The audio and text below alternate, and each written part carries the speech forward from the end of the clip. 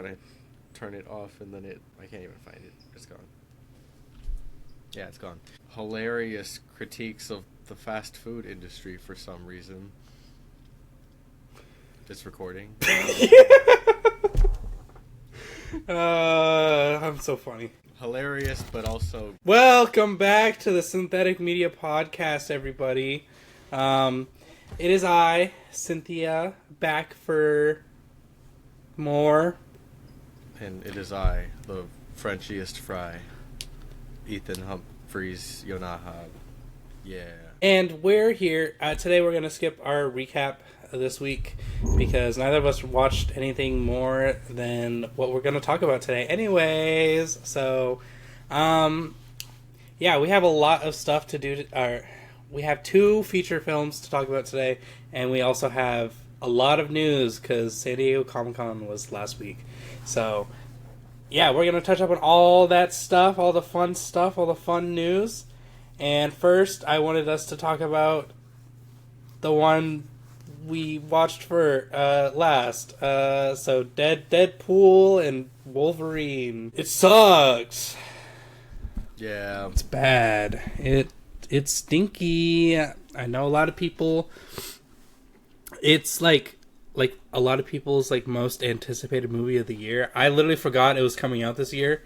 Right until a few months before it released. I When the trailer for that came out, I think I was like, am I the only one that's not really excited for this? And you were like, no, it's going to be so good. I did not say that. Nah, I remember I was like, I am not excited for this at all. And you I'm like, sure no one else is. Oh, yeah. Well, yeah, I said that, but I wasn't talking about me. I'm talking about pee-pee poo-poo brain people. I don't even like any of the Deadpool movies. And I sure didn't like this one. Also, we're going to be talking about spoilers for both movies we're talking about this week. So, be warned. Err with a side of caution. Our first initial takes of Deadpool and Wolverine, Deadpool 3, whatever you want to call it, is that it bad. Sean Levy should never direct a movie again. And get Ryan Reynolds off my screen. I never want to hear his goddamn voice again. For the sake of this interaction, I will play devil's advocate. I didn't love the movie, but I did not hate it to the degree that you do. I think I hate it as a movie concept, and I also hate it as someone who really likes comic book stuff. So I think that's just kind of where I'm at, where I'm like, well, but also even if I like comic book stuff, I didn't like any of this comic book other than Wolverine. The comic book stuff that they talk about. So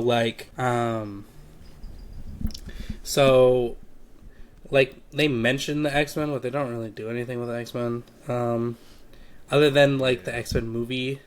And I know that this movie is a farewell to the Fox Marvel universe or movies, I guess, that they made, and this is just them going farewell, Fox. But honestly, if they... Okay, here's my thing.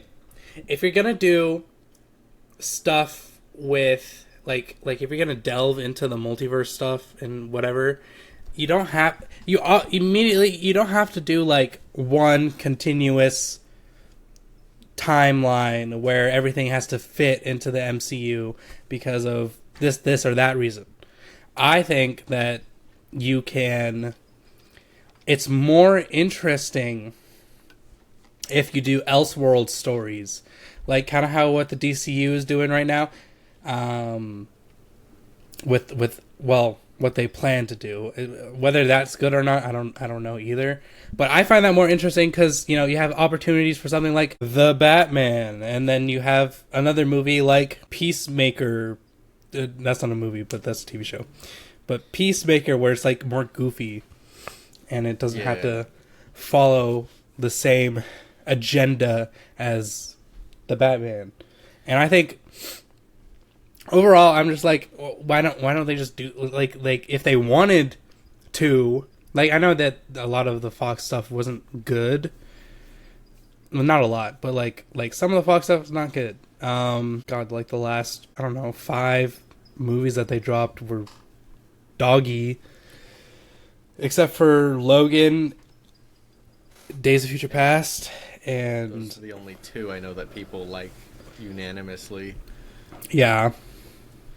On technicality, Deadpool and Wolverine spends very little time in the MCU timeline. They're actually mostly in Deadpool's original timeline, which was the X-Men Fox universe. They don't spend like any time. They spend like a little bit, like of the first act and the last act, but like in the middle, it's kind of like they're not really in a timeline. They're in the void, yeah. Yeah, they're in the void, Which is the elephant in the room. Why did they center the plot around the TVA from Loki? Like, the TVA has had nothing to do with like the Marvel film franchise outside of Loki. And it seemed better that it just didn't really make its reach beyond that show. I mean, it makes sense to introduce like Deadpool that way. Like if you're trying to like connect the dots, if you're like trying to go like, oh well, how does Deadpool enter in the MCU? I think again you could just easily go like, here's Deadpool, and then Deadpool makes a quirky comment about how he's in the MCU now. And he remembers the Fox universe, and no one else remembers it. And that's just an ongoing joke, and he's like, what the fuck? Yeah, I mean, with a 4th wall-breaking character, we don't need a logical explanation. But then the whole point of the movie was for him to save his original timeline because he cares about a small group of people. And, yeah. But I want to believe that the film is making a creative and strong stance against multiverse movies. But I think it also does all the things that it what's the word? It parodies, satires. It parodies it, but like it also shamelessly is all of those things that we're tired of seeing. Yeah. And by we I mean just us, I guess. Yeah.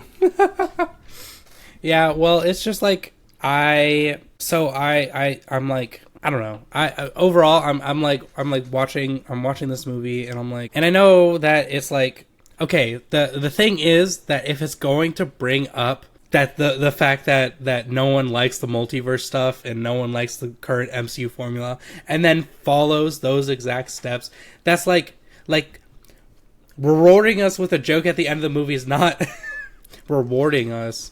It's lazy and not fun. Cause like right now I'm writing a video essay, and I talk about like the difference between taking inspiration from something in a good and bad way, and in that I use Rango as a reference, where they it kind of plays itself as like a spoof of Westerns, obviously. Specifically for me, it's like the Dollars trilogy stuff. And when they're being a spoof of it, it's not just like beat for beat what the Dollars trilogy is. It's taking something, spinning it on its head, and having its own creative idea. And I'm like, okay, well, there's the difference between that and then Deadpool, which is just going like, haha, don't you guys just hate these kinds of movies? And then it is that movie. Exactly. And then it is the movie, yeah. Yeah, I was like, we're spending a lot of time, like, trying to do the world building and stuff, even though the movie's going to talk about how, like, bad it was. And I'm like, then why are we doing this? Yeah. Why are we in the void from the TVA? Do we need this villain that I'm going to assume very few general audiences are familiar with, unless Cassandra is a well-known villain? Nope. No, Cassandra Cain. So. I've never heard of her. I was like, okay, maybe I'm just super, maybe I'm not that much of an X-Men fan, and other people are like, what? Everyone knows who she is. I was like, oh, is this? At just first glance, I was like, oh, it's a younger version of the ancient one, and or like a variant of the ancient one for some reason, or just a variant of Charles Xavier that is just gender bent and younger. But no, I guess a lot of people didn't know who she was. and she's just kind of a plot device for Wolverine's backstory to come out, I guess. Yeah. I think, okay, which I do want to talk about, because we talked about it earlier today, off camera, obviously, but Wolverine's backstory is poo-poo, doo-doo, stinky, lame. It is not entertaining to to learn about. And like the way that the backstory and the fact that they just have Logan just say it. He just goes like, yeah, this is what happened. We're not going to show it, but this is what happened. I'm just like, again, it's not that it'd be better, but like imagine if they just had him fourth wall break and he's like, it would be too expensive to show me doing what I said I did in my backstory, and then he's back into the stupid conversation. Yeah, like I think there's so many opportunities for him to be Deadpool, but that would be stupid. But it wouldn't be as stupid as what they went with in the movie.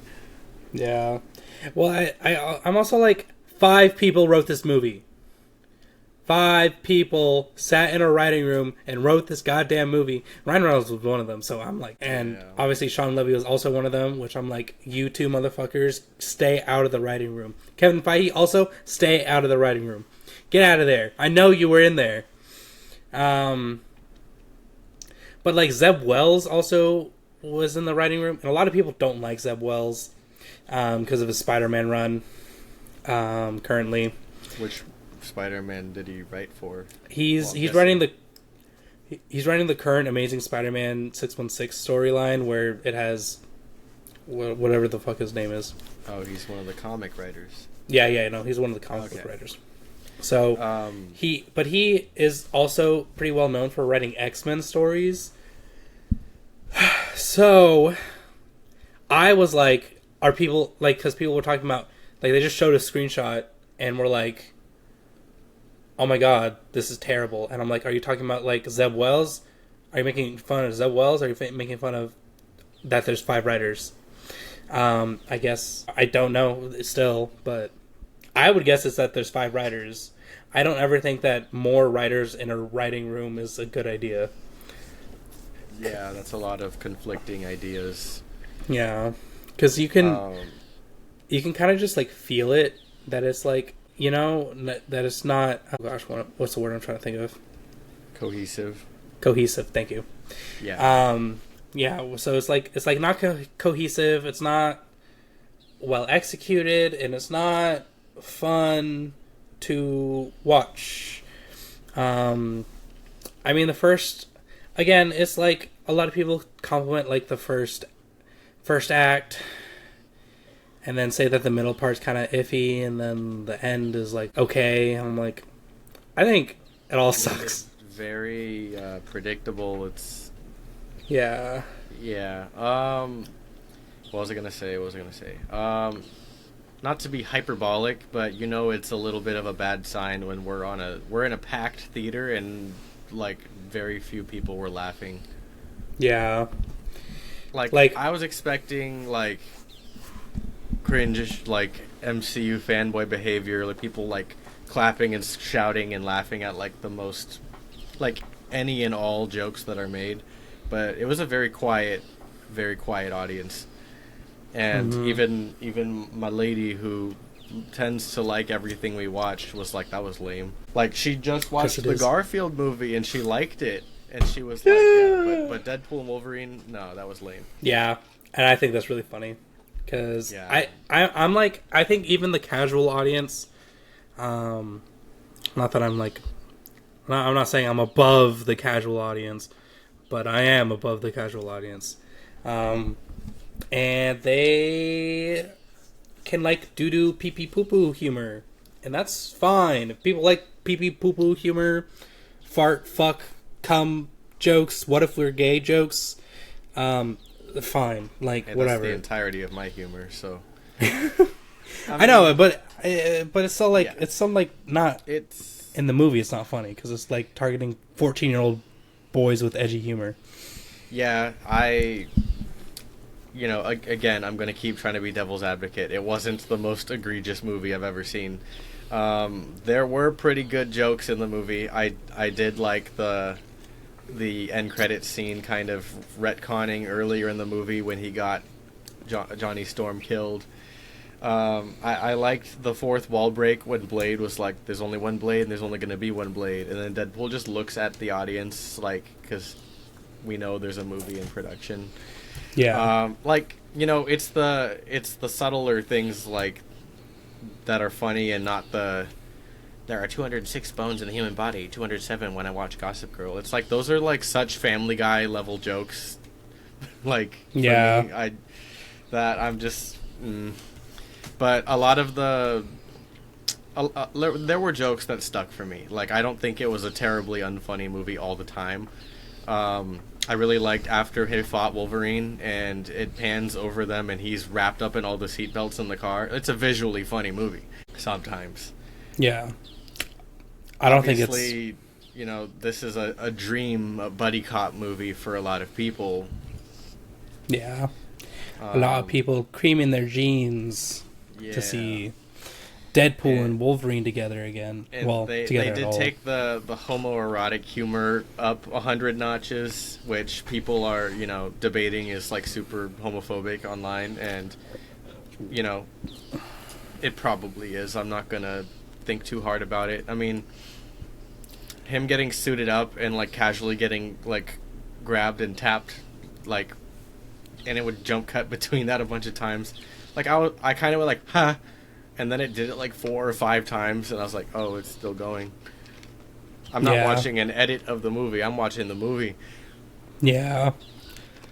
Which put some respect on editors' names. They've been making some hard edits really lately. They've been working hard. I mean, I think overall they can do a better job at marketing. As a VFX artist, Marvel... Why were some of the CG scenes so bad in this blockbuster, large budget movie? I don't know. Was it crunch? I mean, we're talking like probably the most iconic shot in the movie was like painful to look at. Yeah. Which again, I'm just like, why is this movie so ugly? Because Deadpool 2. Who directed Deadpool 2? Was it Sean Levy still? Same director. Yeah. But like the colors in the first two were a lot more muted than this one. This movie is super vibrant, and it like kind of adds to the short attention span, like rapid fire visuals. Like everything is so vibrant. It's like a little bit not nauseating. Maybe I was just nauseous already before the movie. Because I was throwing up that day. That was awful. But I was brave, and I went to see the movie anyway. I was brave. With a bag of Tums. I will say, I definitely disagree. Only the first Deadpool is very muted. I think it's like overall a very gray movie. Oh, that's why. Sorry, I got confused with the other director I hate. Deadpool 2 is directed by David... No, Deadpool 2 is directed by David Leitch, who did Bullet Train, and I also don't like Bullet Train. But I think you're alone in that one. I'm not alone. I'm not alone, but I'm in the minority. You're the only person I knew immediately after the movie that was like, I hated that. And like, I was like, you know, I liked it. I'll give it like a 7. You're like, a 7? It's doo-doo, pee-pee, poo-poo, stinky. Oh, God. It's a good popcorn roll action not masterpiece. What the fuck am I about to say? It was an enjoyable movie. I just think for a movie set in Japan on a Japanese train, it didn't have a lot of Japanese people in it. Yeah, and if they did, they were all in masks.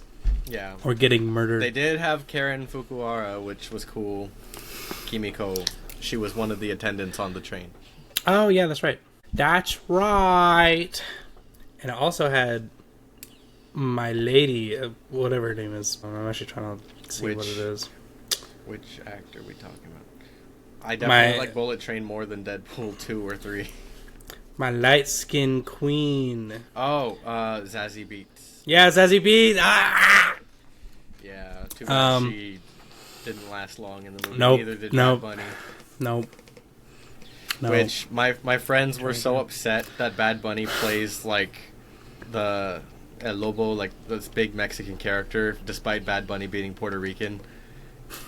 Paul was like, "Why do Puerto Ricans always play Mexican characters? Like, why can't they be Puerto Rican?" And I'm like, that's a big question to unpack. I'd have to look into like the history of Hollywood to figure out why that one is. Yeah, they're the same thing. I'll just cast them to be Mexican. Yeah, they're from like little below us, somewhere in the southern they're born hemisphere. with citizenship, so Yeah, that's what I imagine. Like a Weinstein group would be like in the 80s, 90s, or something, like casting people as a minority. probably. They couldn't get away with doing black face or brown face or yellow face or red face, so they had to resort to that. Anyway, sorry, we're talking about the wrong movie now. Yeah. Deadpool 2. I think Deadpool 2 is more visually interesting than. Well, okay, I think they're both shot better, which is not saying a lot, than Deadpool 3. Deadpool 3 is ugly. I don't think it's that vibrant. I think it's bright a lot, and the costumes are pretty vibrant. There's a lot of red and yellow on screen all the time, and then I'm particularly thinking of that final battle with all the clones, and he has the sparks that are blasting behind them over and over again. Yeah. And then, for the rest of that scene, there's a lot of bright red on the screen. Yeah. But maybe, I just think... maybe the movie has a lot less color while they're in the void. I didn't really think about that when I was talking, but... Yeah. Well, it's kind of just like, in the beginning, it's kind of like dull. He's just in an office, and then he's in an office, and then he's at home, and then he's... Yeah, it's in another office. His life was at a low point. It's a creative decision. And then it gets bland. Because the void is ugly and blah, blah, blah. But then I'm just like, well, if you're gonna bring up Mad Max, why make it look uglier than Mad Max? Fury Road and Furiosa just came out this year. It looks way better than this movie. Well, I doubt that they actually shot any of that in like an actual desert. Well, yeah. Mad Max was shot in live action and only enhanced with CG. Yeah. I'm going to give that to Marvel laziness. I'm sure it was all a green screen, or maybe just 100% CGI. There's a lot of times where I can't tell if Deadpool is actually in, like, on screen or if it's all motion capture. Like the bye bye bye dancing at the beginning apparently was a real guy in a suit, but it looks so jarring to me that I thought it was CG. Yeah. And I'm like, they digitally replaced him in post after dressing up a guy in the costume and having him dance, which would be pointless. But that. Marvel does do stuff like that. Yeah, that's true. But I know that it's just like the... Also, I have a question, because it's been going on for like the last 10 minutes. What is that squeaking sound? There's some kind of bird outside. Okay, I thought it was a bird, because I know your window is like kind of next to... It sounds scary. It kind of sounds like cicadas, but violent. Yeah. I'm going to shut the window. Oh, okay. Yeah, I mean, you didn't have to, but... Yeah, well, I didn't really notice it until you said something. Yeah, I feel like you get annoyed at after a while of just hearing it. Yeah, well, I want the podcast to be bird noises the whole time, so... Bird noises! Okay, I'm not even done shitting on Wolverine and dead poop. I didn't know which Deadpool joke to say, but... I don't know. I'm just tired of the MCU, and it's like... Oh yeah, well, you're gonna get a lot more of it. I know. We'll talk about that after. I know, because all our news is like MCU related because they had like the biggest panel. I literally don't even know what DC talked about. I barely know other than them talking about their new logo, which was nice. Yeah, the new logo is nice actually. I'm not gonna lie. But anyways, let's not get ahead of ourselves. Yeah. Thoughts on Deadpool. I mean, also Cassandra. Torch. Blade was cool. Blade was cool. It's weird to see what 25-ish years did to the cast. Yeah, but I mean, like, Elektra and Blade particularly have aged quite a lot. Yeah, but also, I guess because I've seen both those actors like age, I'm just kind of like, okay, obviously. And then we never got to see the light of day, the Gambit movie. Yeah, well, if he was gonna be like what we saw in this, I'm glad we didn't get one. I mean, I think it was fine, other than when he spoke. Anytime, like, I know the joke was that he Creole and he speaks French and he has an accent and people make fun of it, but I don't know. I'm just like, I think it could have been anyone else other than Channing Tatum. I think Channing Tatum's like way too like big for that role. It's just like visually, it doesn't like Costume made his head look so wide and square. I know, that's why I'm like, I think he was like way too big for the role, because like they had a comic accurate costume and it was a good costume. I thought you meant he was too big, as in he was too famous for the role. I was like, no. I don't even know who I would pick for a Gambit role, to be honest. I don't just know. just not Channing Tatum. I wasn't hoping. Yeah, I was kind of like, imagine if he's like, my name's Jeff. My name's Jeff. He could have said it in French in one of those scenes, and no one would know. Except Jeff. Je m'appelle Jeff. I would know, because that's one of the only things I know how to say in French. Yeah. But yeah, I mean, again, I hope that when they at some point introduce the X-Men into the MCU, cool characters. I mean, like, the X-Men has such a wide cast, and I did just watch Cosmonaut's video on like how you should read the X-Men. And because like I've always really liked the X-Men, kind of, sorta. Like, again, not as big as like Spider-Man or anything, but like I really liked Wolverine, and then that got me into X-Men stuff, and then I watched the X-Men movies, and then I was like, Cyclops is lame, and then I picked up a comic book, and I was like, okay, never mind. I'm sorry, Cyclops, I did you. Yeah, I'm exclusively a Spider-Man and Batman reader, if I ever read. Yeah, I remember the first comic book I read. Sorry, sidetracking.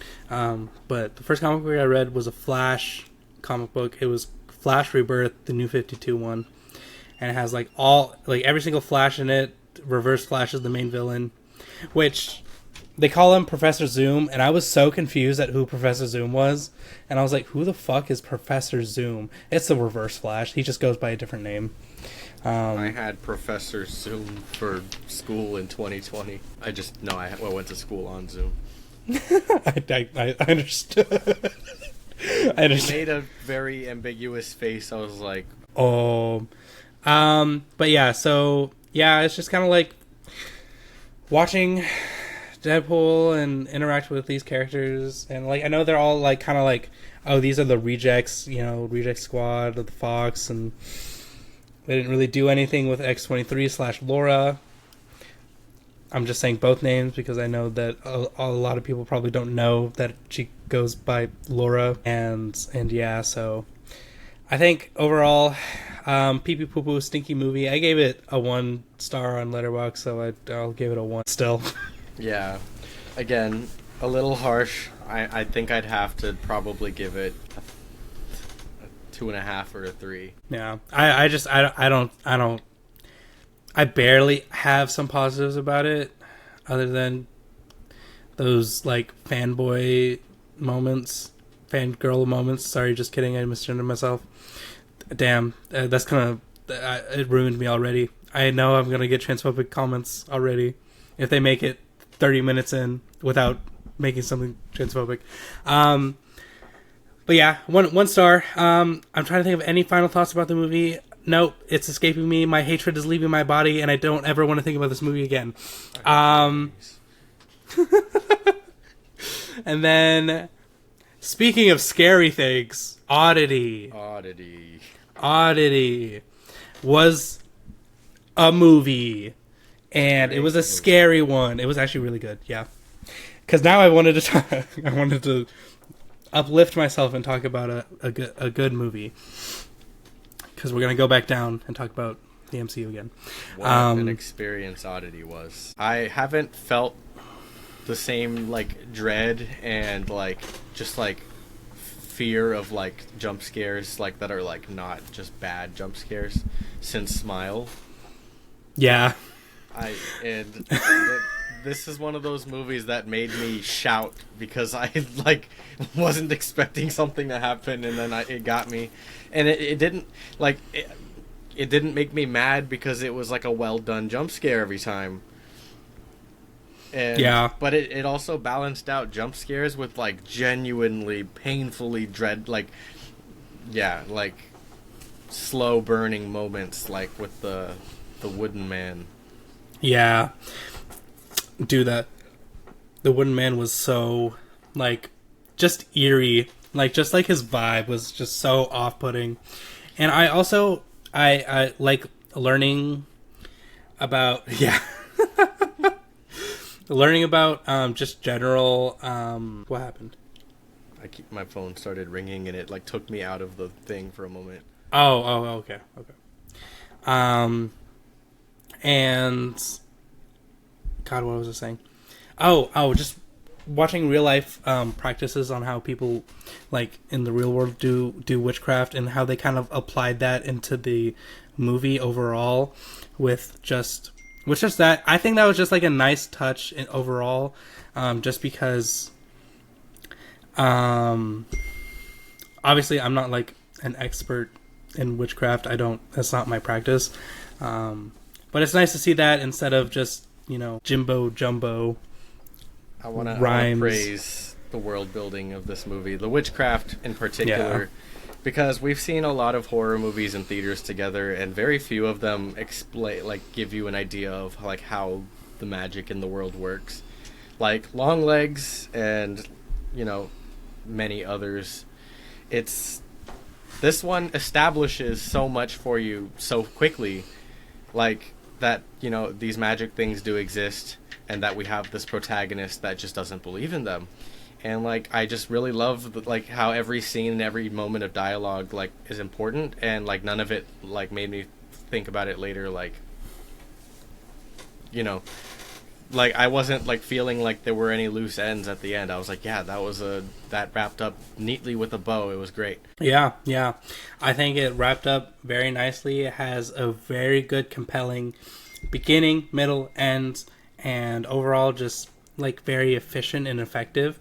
And I think overall it's just, like, really well done, like, a craft. Like they have a very well done craft to it. They use a lot of practical effects.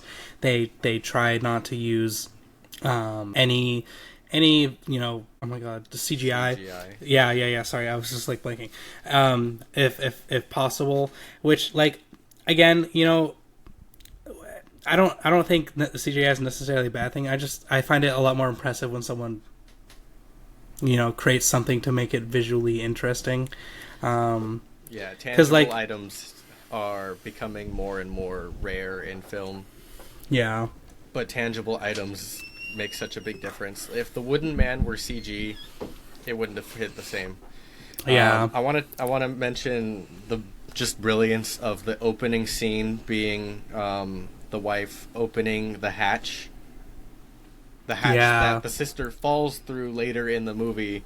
Yeah. Because he deliberately opened it. Like, I thought of the opening scene during that scene, and, like, you know, just every shot being deliberate like that is so good.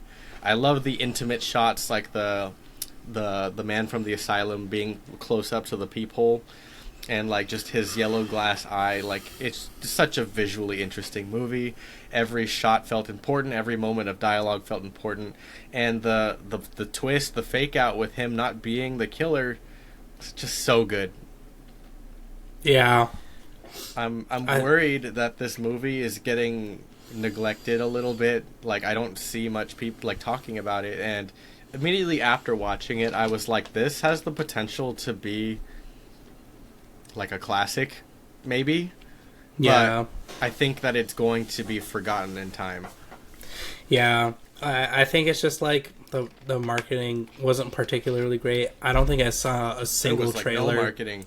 Yeah. I did not see a single trailer or anything before the movie came out. All I saw online was Yana sticking her hand in the wooden guy's mouth, and I didn't know what it was. I didn't know it was for a movie. I thought it was some weirdo on TikTok playing with a big, scary doll.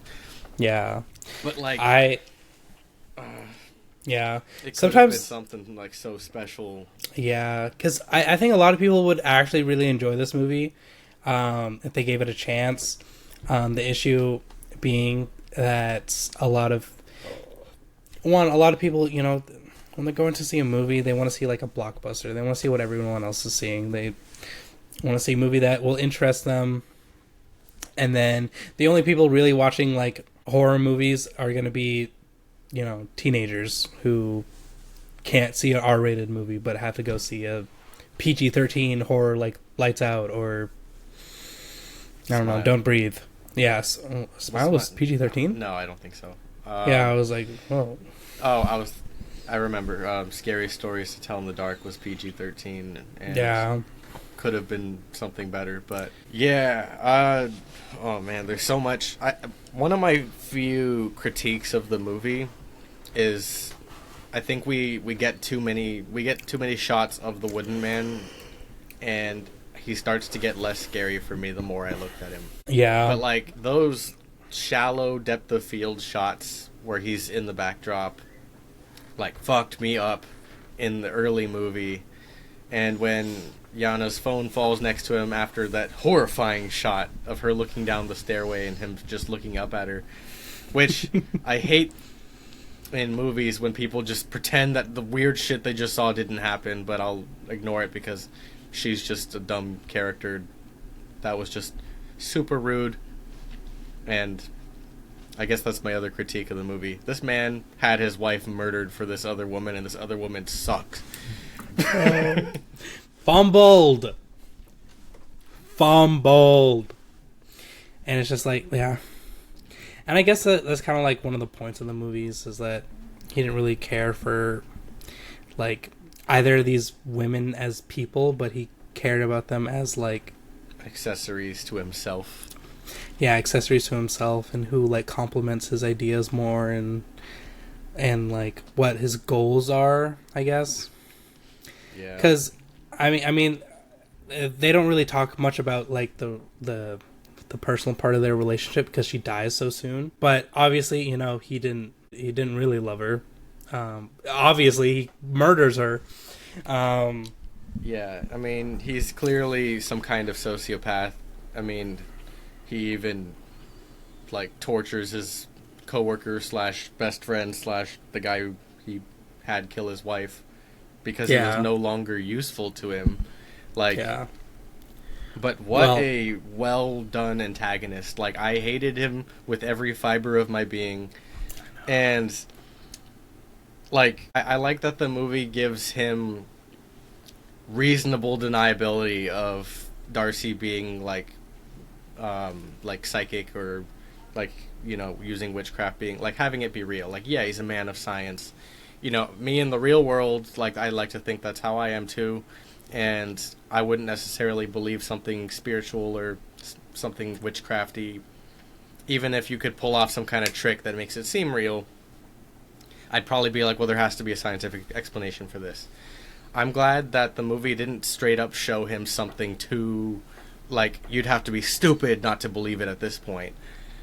Yeah. Until the very end when he has to confirm his belief and he's wrong. Yeah. I'm glad the movie didn't straight up put a ghost in his face and have him be like, nah, that ain't real. Nah. Yeah, I think it's a very nice send off. Again, I was very confused when I won't name them, but obviously when we were walking into the theater and we bumped into them, they were like going like, "Oh, we had two different ideas on what the like ending was about," and I'm like the literal ending or like what are we confused about? Well, I it took me a minute to process the end because I was expecting a like FNAF Foxy jump scare at the end from the bellboy. Yeah. But when he was just standing there, I was like, "Oh, are they friends now? Like, what's going on?" And then I was like, "Oh, he's gonna die. It's just they're not gonna do a jump scare or anything cheap to end the movie." Yeah.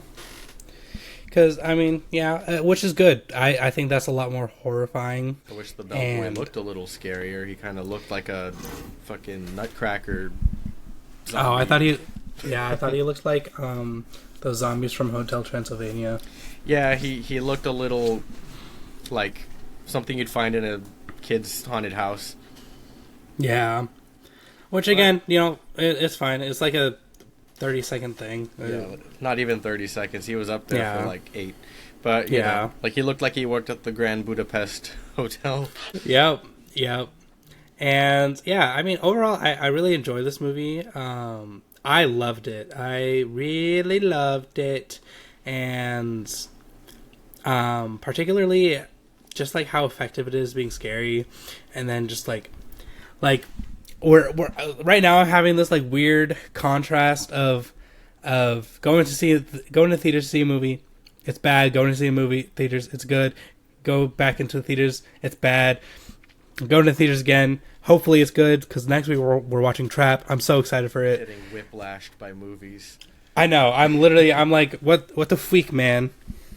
And not whiplashed in a good way, like the movie Whiplash, just getting thrown back and forth between, and it's always the movies you expect to be good that aren't good, like Long Legs. And I watched like an hour-long video. I don't know if you know the Vile Eye. He does Analyzing Evil. Oh yeah. He did an hour-long video about Long Legs, and he was like, by the end of this video, you're gonna like think this movie's a 10 out of 10, like I do. And he just talks about the occult and how deep, like the research behind the movie was, and I was like, this doesn't change my opinion of the movie because the movie misled me. It wasn't. It wasn't what it seemed like it was gonna be, and if it showed itself as an occult satanic movie, then I probably would have just enjoyed it for what it was, but I don't, and I won't. And you can't persuade me to like it after watching it. Yeah, I don't know. I just watched it and I was like, but on the contrast, you got this really good horror movie, and it's really effective at what it does, and it's like genuinely scary. And like, they have jump scares, but like it's not like cheap jump scares where they're just like trying like doing the fake jump out, like, oh my god, this person's right here. Oh my god, it's actually my friend. Ha ha ha ha ha. Yeah, the Blumhouse effect. Yeah, has ruined horror, but this movie doesn't do that, and it's great.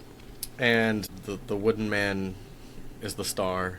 Like, Wooden Man is the star. What I probably one of the most iconic like things I've seen in a horror movie in a long time. Like, that was brilliant. Mm-hmm. That was a great idea. Yeah. I want him.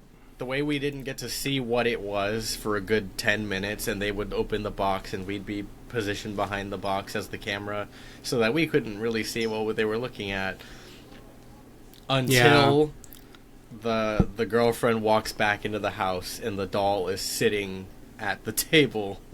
Yeah. It's just so off-putting. Like, the whole movie's just like so off-putting, and the sister is like really off-putting, and I just Darcy. Love it. Yeah, the way she's sleeping, and then Yana's pulling all those things out of the head, and then she's suddenly standing. She's like, put them back! Like, whoo! Like, not necessarily. I mean, it was a bit of a jump scare, but like, again, it wasn't cheap. It was so good. Yeah, and just Chef's Kiss. If you haven't seen it, go watch it. I know we just kind of spoiled the whole movie for you, but I don't care. Go watch it. Go watch it. Yeah, it was great. Yeah. It's such a treat when a movie I wasn't going to watch, like, turns out to be so great. Because if you didn't mention it, I probably wouldn't have even noticed it was a movie that exists. Yeah. Yeah. But now, I mean, overall ratings on the movie, I gave it like 9 out of 10. Yeah. 9 out of 10. Very solid movie. It's like near perfect. I think there are a little issues with the movie, but it's effective. It's scary, and yeah, it's good. Good shit right there. I wish I could memorize the antagonist's name. I don't know why I remember Ivan's name, but I don't remember his. I remember Yana's name. I remember Darcy's name. But the main guy, the bad guy, the husband, like, I can never remember his name. But I don't know any character's name, to be honest. But like, he's so compelling, and I still don't know his name. But I do remember Lee Harker, even though she's a very flat main character. And I'm like, why is my brain so choosy with what names I remember and don't? I don't know. Like, trying to figure out if there's like rhyme or reason to it, but I don't think so. I think I just have random brain. Excuse me. Okay. Sorry. But yeah. Speaking of random, we have a random assortment of news to talk about. Let's start with an easy one. Everybody Still Hates Chris announced animated TV show with Chris Rock, Terry Crews, and Tachina Arnold's, who will reprise their roles. Ooh, more spin-offs. Yeah. I mean, it's not a spin-off. It's just a continuation of the show, but everyone's too old. Yeah, I think that when you bring back a show in any capacity, it's kind of a spin-off. Like Fuller House. No. It's just... I mean, Fuller House, you might consider it a spin-off show, but they're more like revivals. Because they're not rebooting anything, and they have kind of similar recurring characters. It's just... Because, like, I think for something to, like, for me, for something to qualify for a spin-off, it'd be like... They take one of the side characters from the show and they make them have their own. The Patrick Star Show. Yeah. Or they... Yeah. I mean, obviously it could be good. I'm just sour about IP abuse. Yeah. I mean, I don't know. Wait till it comes out. I'm not going to watch it, to be honest. I don't think I'm going to sit down and watch it. I never really watched Everybody Hates Chris, except for a few episodes. Yeah. I mean, that show's, like, kind of funny. But Chris Rock's not a funny guy anymore. He just makes jokes about... What the fuck does he even make jokes about? I don't know. Tangerines. Yeah, Will Smith slapping. That was the highlight of his career. Yeah. That was the best thing that could have ever happened to me after I became washed up. Yeah, real. Yeah, so I just want to bring that up very quickly. And then we also have our first look at the black and blue costume for Invincible, and it looks so good. I don't like it. They should have made the pants black, but that's okay.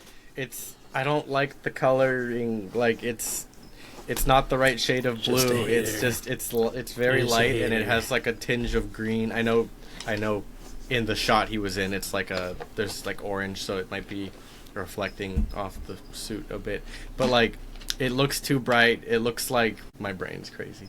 It reminds me of the tropical Starburst flavor, that blue one. What the fuck? What the fuck? That was my first. I'm not crazy. I am not crazy. Switch the numbers. Oh, why are you blue? Yeah. No, I think it looks good. I'm really excited for it. It's one of my favorite costumes of his. Aside from, I know he like gets the old costume back, but like kind of modified. I think that one also looks pretty good. It's this color. It is not that color. What are you talking about? My camera might change it, but no, it's not. That's like a sky blue. It's brighter than it should be. It's a way darker blue than that. It's supposed to be darker than it was. I mean, yeah, comic wise, it's supposed to be darker, but I mean, maybe it's just for that teaser. But like the suit he already had, like I know they're not going to deviate from the comics just to, you know, in terms of the suit, but like his original suit is better. I don't think so. Yeah, like yeah, that's a very bright. That is a very bright blue. I think it's not a very bright. Hold that up. No, they're not the same. They are. They're not the same. They are. You're capping. You're capping right now. No, that You're was capping the same right color. now. My brain is perfect. I have synesthesia or something. Oh my god. My brain would have thought of that starburst if it wasn't that color. God, why? None of these are like getting in the right resolution. Whatever. I like how no, you're season wrong. 4 was greenlit before season 3 even began. Yeah, season 4 and season 5. I thought. I heard season 4, but like it might just be season 4. I don't know. Speaking of greenlit, I also wanted to apologize. The Batman 2 is slated for 2026 to be released, so it is in production. No, I didn't lie. You were like, it's not even in well, no. I just said right now it's up in the air because James Gunn said something kind of weird because technically the Batman wasn't in production yet, or as far as we know, no one said that it's been in production, and James Gunn was like, "Oh, nothing is greenlit unless it's in production right now because everything else is either a concept or it's in production." And so everyone was like, "So are you production after we talked about it?" Still, again, we don't really know. We know that the Penguin show, which is going to be one of the news, it will directly lead into the Batman 2. So it takes a couple weeks. Yeah, you do. So it takes a couple weeks after the Batman. So a lot of people are thinking, oh, this will lead into like a Batman like winter time-esque story, which might be super cool. Because again, is that hinting at Mr. Freeze? It might. That'd be really cool. Mr. Freeze would be super epic. But yeah, Penguin show is coming out, so we have to watch that. We'll review it whenever it comes out. I don't even know when it comes out. I'm not opposed to watching that one. The world that they built in the Batman was great, and I'm willing to watch whatever's in it. Well, let's hope it's...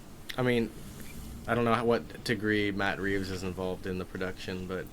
No, he's heavily involved. Okay, cool.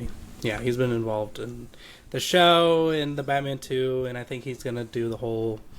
however many movies they actually make. I'm sure he's going to probably do like 3 or 4 and then call it quits. I don't think he's going to really... I don't know. Let Matt Reeves cook. Apparently people really like all the Planet of the Apes movies now. I say now because I don't know. I remember when I was younger, we watched the first one, but like I don't think anyone ever really thought it was good. Yeah, the love for it like exploded when Kingdom of the Planet of the Apes. And, and like people were like, I saw so much content about it and talking about like the lore, and people binged the other movies and the really bad what's his name, the one directed Tim Burton. Tim Burton, yeah. But like I was like, why are people so into this now? No one talked about War of the Planet of the Apes like this. So I mean, I watched Rise, which is the second one. Dawn. I watched Dawn of the Planet of the Apes, and I was like, that's pretty good. And I never watched the third one. There was no hype for it. Yeah. And suddenly everyone is a lifelong fan of the series, and I'm like, what the hell just happened? I know. I'm like, what? Dog? What a wonderful day. What a wonderful day. Oh, I have good news that'll piss you off later. All right. It's not like good. I just think it'll piss you off. But first trailer of the anime Uzumaki coming out in September. Oh yeah. Yeah, it looks pretty nice. It's in black and white. Is it going to be a short episodic series? Is it going to be a movie? I don't know. I think it's a series. Because I mean, it's it's broken into chapters. It's perfect for a series. Yeah. But again, this has been in production for a long time. Yeah. I know for sure that it was announced at least 2 years ago, and now we're getting shots from throughout it, and it looks pretty good. Yeah. And the sound design is what's sticking out to me, because that's the one aspect you can't get out of reading it. Yeah. Yeah. I mean, aside from motion, but the motion is in the page turning. Junji Ito, the master of the page turn. You don't. Yeah. True. I meant he creates movement through the illustrations without it being an actual animation. Yeah. No, I was picking up what you were putting down. Yeah. You laughed like I meant turning the page is all the motion I need. I am projecting my own stupidity onto your face. Are you calling me stupid? My stupidity. Yeah, but you said my stupidity on your face, so you say you're that making a face, and I'm interpreting it one way, and then I'm like, well, that must be what you meant. Okay, well, you were the Uzumaki expert. I was going to let you talk about it. I've never read it. I've never watched an anime about it. I don't even remember anything other than people riding tornadoes. Yeah, that was the worst. Yeah, which I did see that in the trailer. I was like, oh, this is gonna piss Ethan off. I wonder if Ethan's just gonna skip that episode. I feel like I'm very against the grain, with Junji Ito fans, because a lot of people are like, Uzumaki, 10 out of 10. Everything about it is perfect. It's amazing. It's so great. It's so scary. It's the scariest thing I've ever read. It's so awesome. And I'm like, people ride tornadoes in the thing. There's a lot of really stupid stuff in Uzumaki, which, to some degree it's very much like Goosebumps. It's not the most adulty thing he's done. The Black Paradox is a much more mature story by Junji Ito with a lot less stupidity in it. But I'm like, Uzumaki doesn't seem like something geared towards younger people, but it also does really immature things like the tornado riding. But the second chapter in the book is one of the most, if you have any kind of phobias at all, this will mess you up. Because we watched someone with a severe phobia of spirals have OCD symptoms and snip off her fingertips and jam something into her ear and just shave her own head. It's frightening. It's terrible. And then we go, the further we get into it, it gets more absurd. It gets more weird. But my immersion fell apart. People were riding the tornadoes, and there's an episode where they have a hair battle because the main girl and a girl at her school, their hair start to spiral out, and then they literally have a hair battle, which results in one of the girls' hair growing so big she gets stuck in a power line and blows up. Oh my god. Yeah. People turn into snails, and some people eat the snail people. Yeah, which is it's a body horror thing in itself. But yeah. There's some things in Uzumaki I think it would have benefit from you're just cutting it out completely. But yeah, the Black Paradox. Here, I'm gonna make you read all my Junji Ito stuff. I'll make you borrow. Oh yeah, you do have a bunch of stuff I could read, but I'm not gonna talk about the Black Paradox on the podcast because it's super triggering. Yeah, that's true. That's true. Yeah. But yeah, speaking of triggering, the boys. The boys. Yeah, they announced 2 spin-offs. Oh my god, yeah. Rising. VOT Rising and The Boys in Mexico. For real? Yeah, for real. 2 people are producing it in particular. It's that guy who was in Andor and the the stupid Star Wars movie that I don't like. Don't say The Last Jedi. I'll kill you. Not Rogue One, right? Yeah, Rogue One. Oh. Yeah. The guy from that movie. Yeah. My first thought when you mentioned it was, I'm like, what if it's like Smiling Friends Go to Brazil, and it's just the boys landing at an airport in Mexico and realizing that they don't have to go back. No, that would be the funniest thing ever. But I'm guessing this is just a separate spin-off about soups, but in Mexico. I don't know. There's no details about it yet. Yeah. I mean, that is so dumb that they have spin-offs at all, because they're doing the thing they're parodying. I know. I'm just like, what? And like at the Comic-Con panel, they were like, and the boys universe expands. I'm like, you guys just made an episode like parodying this. What the fuck? Yeah. I'm hearing a lot of theories thrown around about Stormfront, aka Liberty, and Soldier Boy being Homelander's parents, which I think is nonsense because Homelander canonically killed the mother while he was being born, but people are still theorizing that Stormfront is his mother, and what do that you mean? The only evidence people have of that is in Herogasm, when Soldier Boy's like, oh, me and Liberty pioneered this, like this was our thing, and people were just like, how great would it be if Homelander hooked up with his own mother? That is I swear that is what that was talking about. No, Homelander killed his mother when he was born. No, he didn't. Yes, he did. No, he didn't. They obviously lied to him because they said the same thing about Homelander's son. I thought that's what they were talking about. They were talking about Homelander's son, which is Ryan. Homelander was blah blah blah blah blah. He killed both his mother and the entire Vought medical team. I mean, yeah, you're right. This could be a lie told to him to keep him away from the truth, but like, yeah. I mean, the lady from the bad room told him that in one of the more recent episodes, and I don't think she was in any position to lie to him at that point. No, I mean that's also true. So maybe I don't know. That's canon, but it would be really okay. But Stormfront would have to know that was her son, and I don't think. I mean, she's a Nazi. Yeah. But I don't think there's anything inherently incestuous about someone being a Nazi, but I don't know. Yes, there is. Because they suck.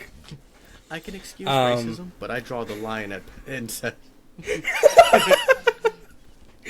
Yeah, well, I think, I mean, honestly, if Homelander, or if Stormfront was Homelander's mom, I think that would be very fitting for, his weird character arcs.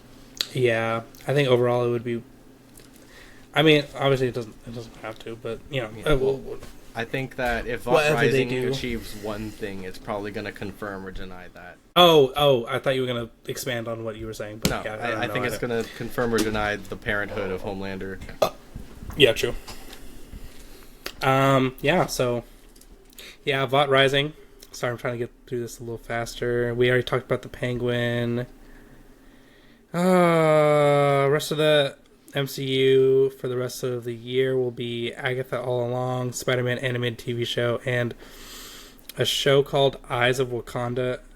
I don't even know about Eyes of Wakanda. I'd never heard about it until now. Me neither. So we're just gonna skip that. We're gonna go past that. I'm not watching Agatha All Along, and I'm not watching. Maybe I'll give the Spider-Man show a chance. But Disney Plus Marvel shows after Secret Invasion. Not because it was the worst of the worst. It's just I watched Loki season 2. Yeah. No, I think you're right. I think Secret Invasion can be considered like the worst. I don't know. Actually, you know what? I wouldn't even know. I didn't watch it. I think we sat through worse before it, but like kept giving it a shot. But it was like I could be watching better shows. Yeah. It was just kind of like good.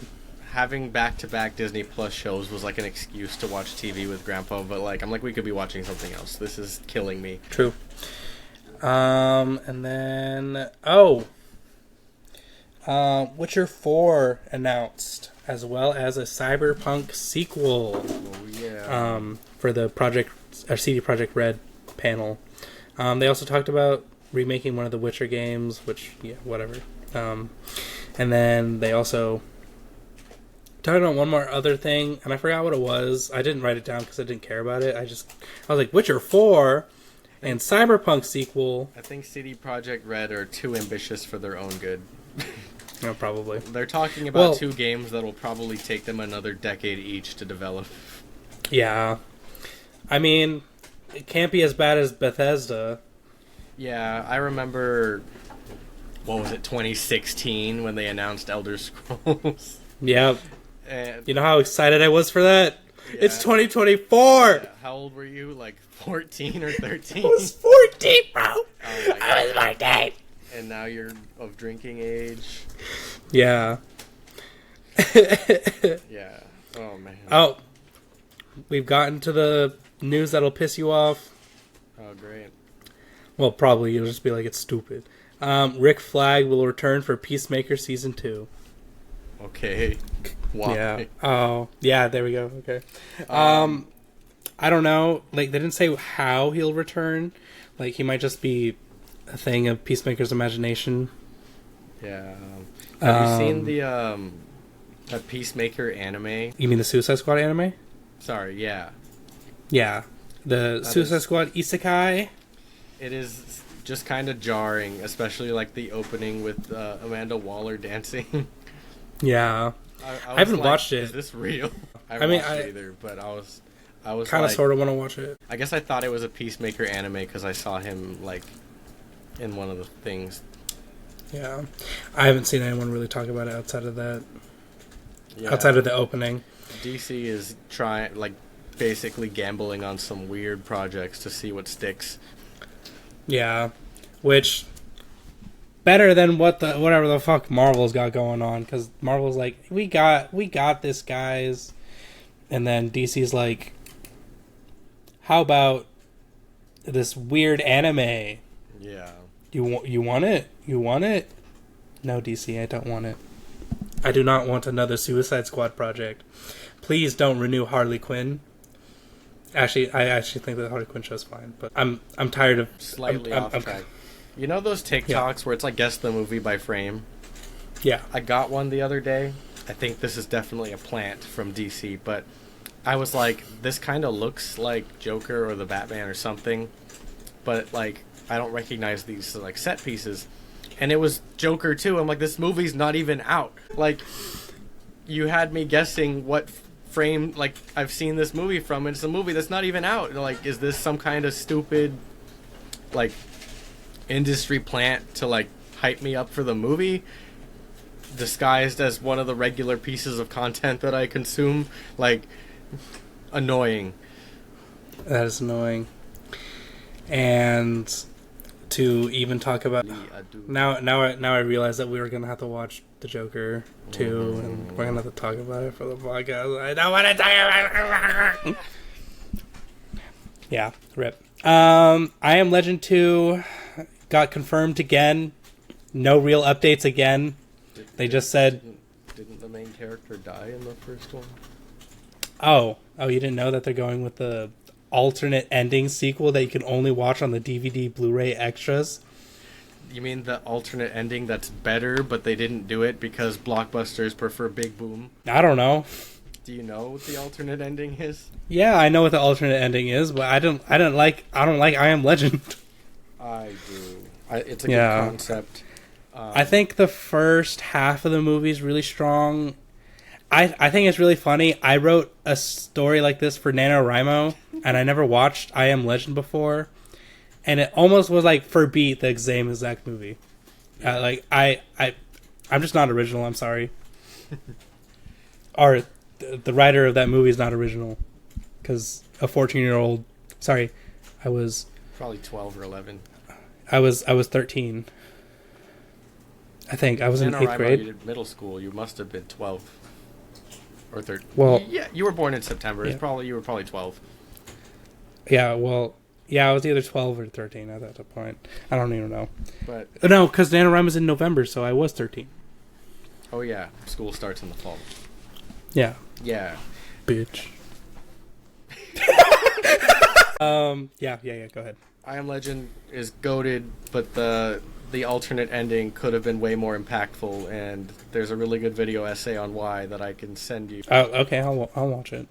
I mean, I've watched a little bit of... Well, no, I did watch it. I watched it on YouTube like a while ago, and I was like, oh, okay.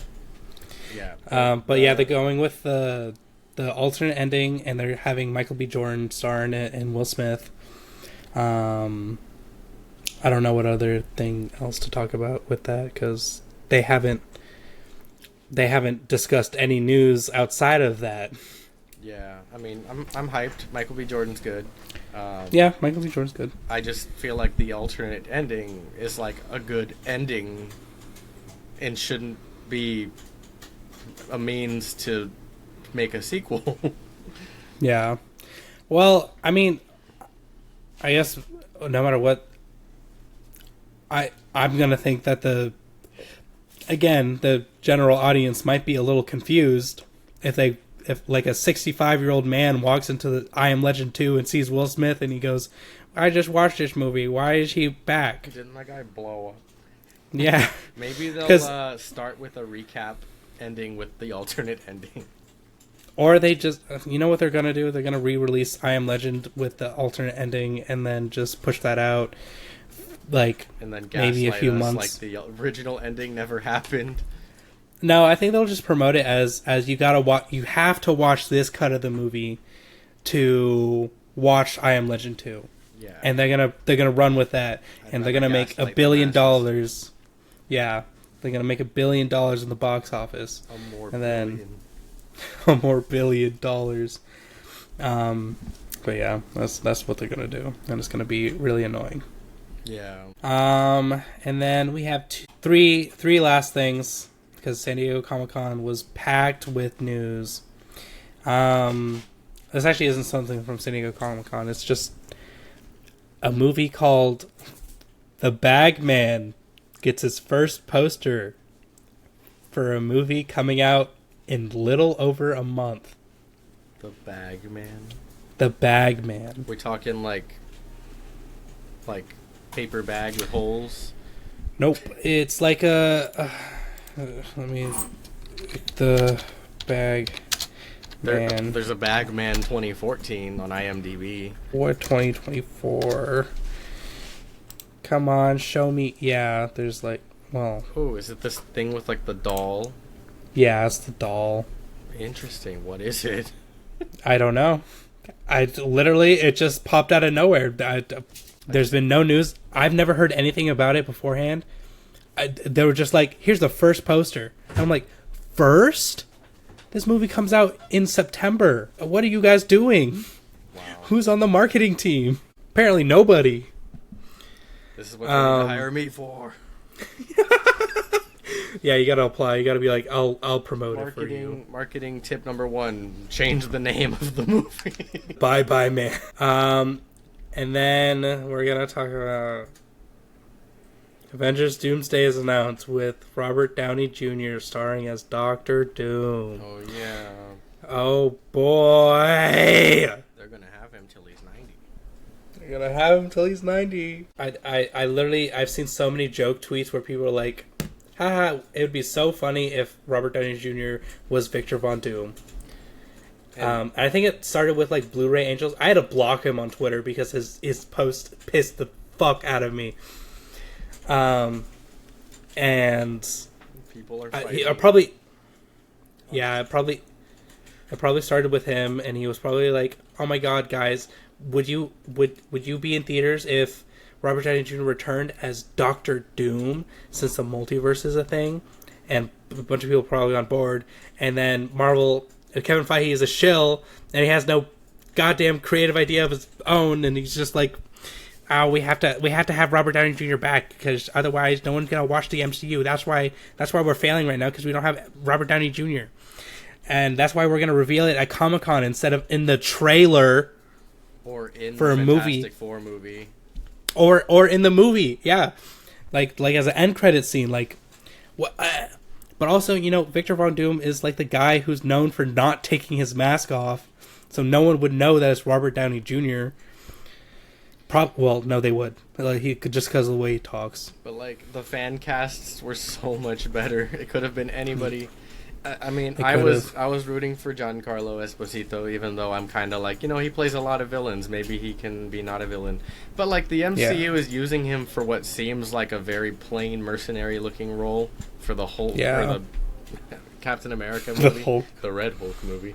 I'm sure he'll have some kind of character in that movie, but like he could have been the big bad. Other faces that seem like a cool, I almost said MF Doom, Doctor Doom, Cillian Murphy. Yeah. And you know how great it would be if Cillian Murphy got the role and then Robert Downey Jr. was all jealous like he is in Oppenheimer. That would be funny. Well, I just think the issue with casting either of those people is that a lot of people have pointed out, oh my god, shut he's up. Romani, yeah, is that he's, well, technically he's from a fictional country, but a lot of people are like, well, he's Romani coded. It's like a place called, I forget actually what the place is called. Alright, it's Andrew like on the Tate tip for of my... Doctor Doom. Just kidding.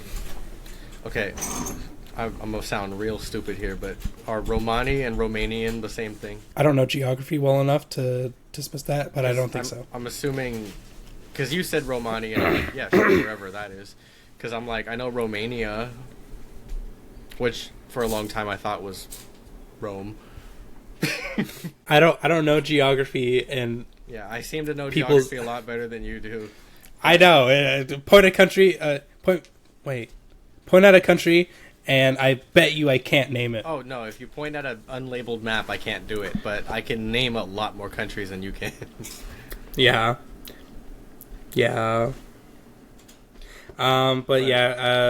Wherever. Well, you know what? Let's just look it up. I did see. We have I mean, I know he's Egyptian, but some people were saying Rami Malek. Biased. Sebastian Stan. Well, he's the Winter Soldier. Never mind. I don't know these people. Roma. I don't know these people. They all have very Slavic names. Subcontinent. So wait, genetic evidence suggests that the Romani originated in the Indian subcontinent, in particular region of the present day Rajasthan. Their subsequent westward migration, possibly in waves, is now believed by historians to have occurred in 1000 CE. What the hell is CE? I don't remember the name for it. I think it's Latin for something, but it's like AD. Cogito ergo sum. It's AD, but it's they take the Christianity out of the scientific name for it. Oh, that's kind of based in real. Yeah, I mean, I kind of like what Neil deGrasse Tyson... This is super off topic. Neil deGrasse Tyson talked about this. He's like, look, whether you're Christian or not, like, we all use, like, like a very biblical-based calendar, and I think that, like, just calling it BC and AD is, like, not really a big deal. Yeah, I mean, overall, it's probably not a big deal. I think CE actually just means Common Era. Oh. And then maybe. BCE is before Common Era, which used to be before Christ and after... No. Yeah. The original one was Latin. It was like Anno Domini or Domini or something, which I think just means after death or something like that. But I don't know. I just work here. Yeah. I don't know. I'm like, my general opinion is let Romani people win for once and let them have on-screen representation. You already ruined Scarlet Witch, and I have to hear about Scarlet Witch every day since then. Not from the haters, but just from people who stand Scarlet Witch, and especially. And people just like defending Scarlet Witch and being like, well, maybe she shouldn't be Romani because Romani people are stupid. I'm like, whoa, okay, let's take it back a little bit, okay, let's not do that. But yeah, and then there's I don't know anyone that would say that because I don't think people like you have to be informed to some degree about people to be like hateful towards them. Like, if you know what I'm saying, I mean, like, it's like the more you know about a group of people, the more you can generalize and stereotype them. But if you know nothing about them, like, you don't even, like, I don't even know what a Romanian person looks like you say they're Southeast Asian, and then the first person I see is like Sebastian Stan, who I'm like, he's very white. And then I'm getting a bunch of like very Slavic or Russian sounding names when I look up Romanian actors. Are Romani and Romanian different? Have we established this? Yes. Okay.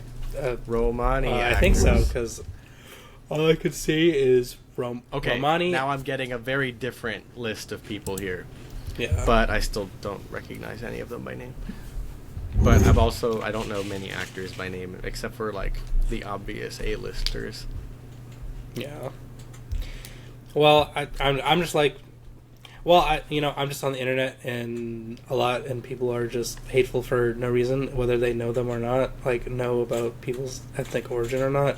But once they hear people complain about something related to ethnic origin, they're like, why does it matter? Shouldn't it just be up to the talent? Well, if you really believe that, why is it not important to the character? Well, if you actually picked up a fucking comic book, okay, bitch. Yeah. Okay, so it looks like the Romani people are like the indigenous people of modern Romania, and Romania is probably just super colonized by like Russia or something like that. Because I'm seeing a lot of super Slavic names if you look up Romanian actors, but Romani actors, you get a lot more actually Hispanic or Latin sounding names. Which Kale. Yeah. Well, they were known for being travelers. Yeah, part of the Google result was like where a lot of them reside today, and a lot of them are in like Brazil and stuff. So that's probably why I see a lot of Latin names. Brazil. Yeah, but you know how it be. RDJ as Dr. Doom is stupid, and let Romani people have something for once. Yeah. For the love of God. And then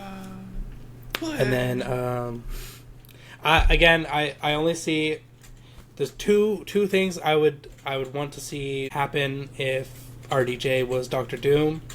One, have Dr. Doom kill Kang either off screen or like in such a weird shallow way where you can't really see what's going on, no, he is. He is. I'm coping right now because I know they're not going to bring up Kang ever again. And two, I really want the real Doctor Doom to kill this RDJ Doctor Doom, and it's actually an actor that should deserve the spot instead of Robert Downey Jr. Well, that's just me because I'm a hater. Yeah, I don't have any wants for Doctor Doom. I want the MCU to like go bankrupt and stop making movies. Yeah, but they won't. And then give Spider-Man back to Sony and pick better directors and make a whole bunch of Spider-Man movies. Yeah, Sam Raimi, get back in the ring. You know you could do it. And stop making Venom movies, please. Or just stop making spin-off Spider-Man villain stuff. Because Venom, the whole trilogy, like, I don't know why people like them so much. I don't like the Venom movies, and I really didn't like Morbius. It's because you're homophobic. What? Just with the Venom movies, because I think it's like it's really popular romance between Eddie Brock and Venom. Like, is that what? Yeah. I mean, Venom Let There Be Carnage is like it's barely subtext. They're just like going like, "I miss you, Eddie. I miss you, Venom." No, that's exactly what happens. Venom, and then Venom.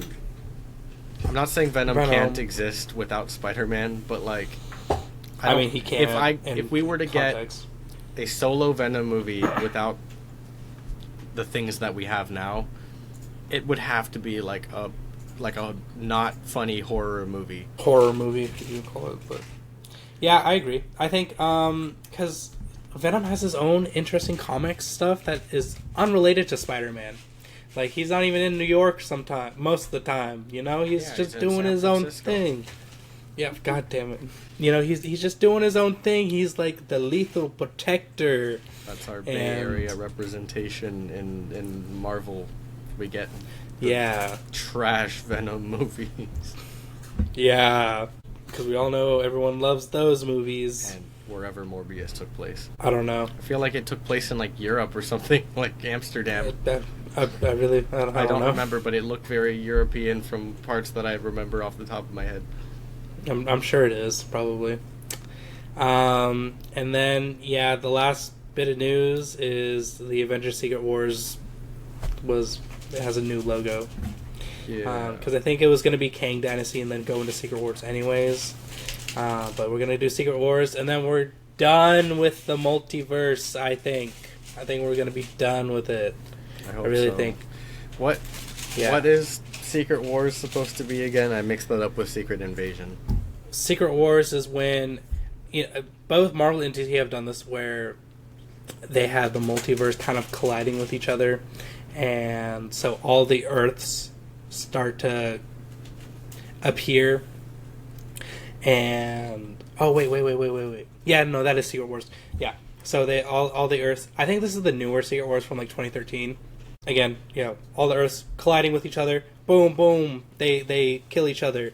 But there's the Illuminati squad, and they pull up, and it's Captain America, Black Panther, Iron Man, and Doctor Strange is who I can remember. And they take the Infinity Gauntlet, and they just use it to destroy other Earths before their Earth is destroyed. And then Captain America's like, I don't want to be any part of this.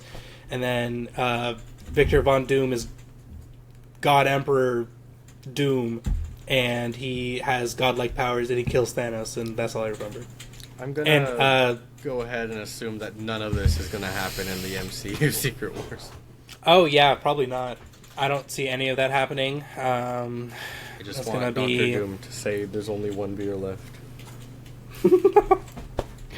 Yeah, and then start rapping. I really want them to just... will do that stupid dance he does in every video of him dancing. And then I want Miles to show up, and I want him to pull a hamburger out of his pants and then give it to Doom, and then he saves the universe. That's what I want. I'm sure it's not going to happen. Panel that exists, but I've never seen it. Yeah, it's like the common joke. It's how Miles ends up in 616 multiverse, because the Ultimate Universe gets destroyed, but now they're revamping the Ultimate Universe, but it's a different Earth, obviously, because that one is absolutely just destroyed. I'm having tinnitus in my right ear. Oh. Like, I got, like, flashbangs, like, I was like, is that my AirPod? And I took it out, and it was still there. Oh, God. Body lucky for you. Oh, I need a software update. Lucky for you. That's all we have for the Synthetic Media Podcast today. If you enjoyed this video, leave a like and a comment and share it with your friends. We know you made it this far in our an hour and a half podcast video. Right. Yeah, because you love us. All 18 subscribers. Yeah, I'm one of those. Yeah. I was gonna say I'm one of those, but I'm not. I made the channel. But yeah, so if you guys like the podcast, please give it a like. I will give everyone a cool, crisp high five. That's all I can give you. There's no giveaways. But yeah, so that's gonna be it. Well, next week we're gonna be talking about Trap. Night Shyamalan better be good. If it's not, I'm gonna be really grumpy because more like Springtrap, the sequel to the FNAF movie. Rah! Secret sequel by M. Night Shyamalan. That'd be so funny. Josh Hartnett is just Michael. They're just getting chased around by Michael Afton Springtrap. Josh who? Josh Hartnett. Hartnett from that one movie, you know? Oh, I thought you meant to say Josh Hutcherson. No. From the FNAF movie. Well, Josh Hartnett is in Trap, so that joke wouldn't make sense, would it? Trap. You're gonna know all about it next week. Anyways, thank you guys for watching, and then Cuckoo is the week after that, and I'm so excited for both those movies, and they both better be good, because otherwise, I'm gonna be mad. Anyways, check the mic and make sure it sound right, boys.